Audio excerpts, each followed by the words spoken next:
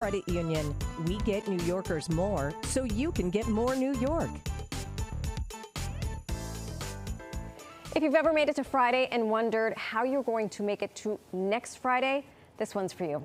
Jesse Mecham is the founder of the You Need a Budget or YNAB method and the author of Never Worry About Money Again. He has a 30-day plan that can actually break the paycheck to paycheck cycle. You're a breath of fresh air, sir. Well, thank you. I think this is a plan that is really going to be helpful to a lot of our viewers. So you say the 30-day plan, start thinking about it immediately. And to do that, I have to track every penny for a month. Yes. What does that do and how do I do it? Most importantly, what people don't want to do is just look backward and feel bad about what happened. They'll look back and they won't have some number in mind, but they'll do some analysis and they'll say, I can't believe how poorly I've done. And what we want to do instead is to have people know what is on hand, what's in checking, what's in savings, that combined, and then decide prospectively, what do I want my money to do? What is it for right now?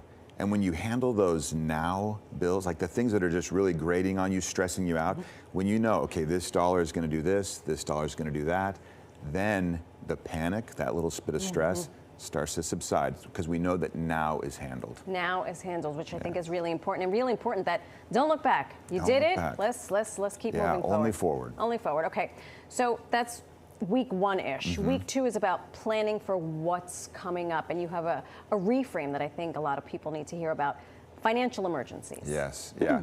We want to have, most of the time when people are dealing with their money, an inconvenience is an emergency. It might be a bill that's a little bigger than they expected, or maybe air conditioning is running a little more, right? Fair. And so when we have that, these inconveniences become emergencies.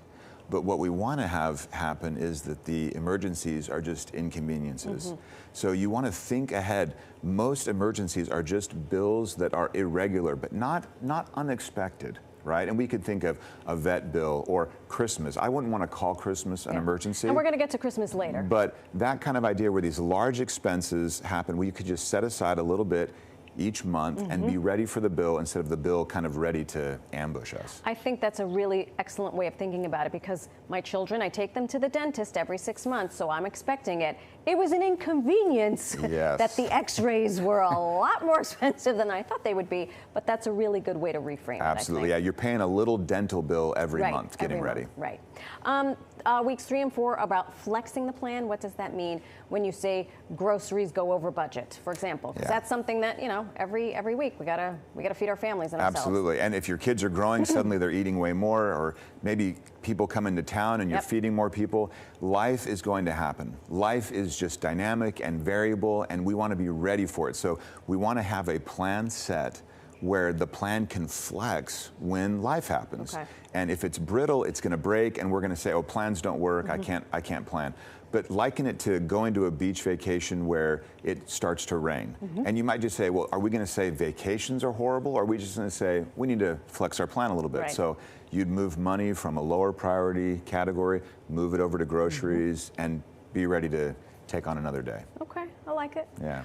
By day 30, you say the plan stops just protecting, and that's where you really start expressing you. What does that mean exactly? People give so much of themselves, of their time, effort, energy for money.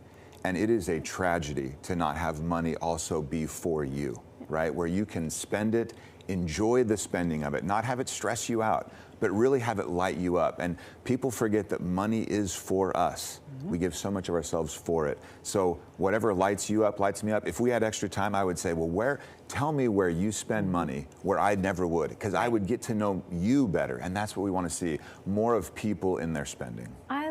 Fantastic. I'm taking notes, and you're going to have to come back. So someone watching right now who feels completely behind, they're stuck in the, I cannot believe I spent this much money on something. What can they do today to shift their mindset? We'll go back to the beginning. Just make sure they know what they have on hand. That is it. If it's $300 or $3,000, you have this money on hand, you give each of those dollars a job, and you say, what does it need to do right now?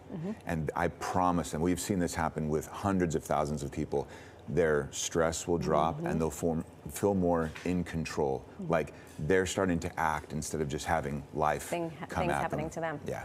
Jesse, thank you so much. Thanks for having me. Really valuable information.